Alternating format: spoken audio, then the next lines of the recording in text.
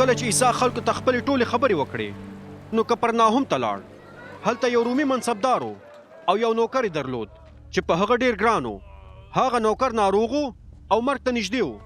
کله چې هغه منصبدار د عیسی په هکله واورېدل نو یو څو یهودي مشران یې ورولېږل تر څو د هغه څخه وغواړي چې راشي او نوکر یې روغ کړي.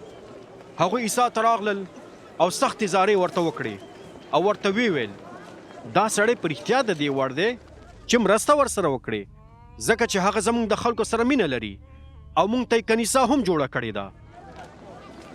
نو عیسی د هغوی سره لاړ، خو کله چې د هغه کور ته نږدې شو نو هغه منصبدار خپل څو ملګري ورولېږل چې هغه ته ووایي ښاغلیا خپل ځان دې مه په تکلیفوه، زه د دې لایق نه یم چې زما کور ته راشې.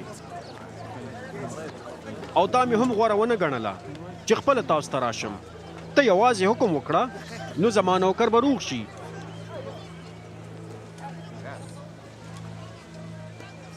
ځکه چې زه هم د بل د امر لاندې یم او عسکر زما د امر لاندې دي. کله چې کوم یو ته ووایم چې لاړ شه نو هغه ځي، او بل ته ووایم راشه نو راځي، او خپل نوکر ته ووایم چې دا کار وکړه نو هغه یې کوي.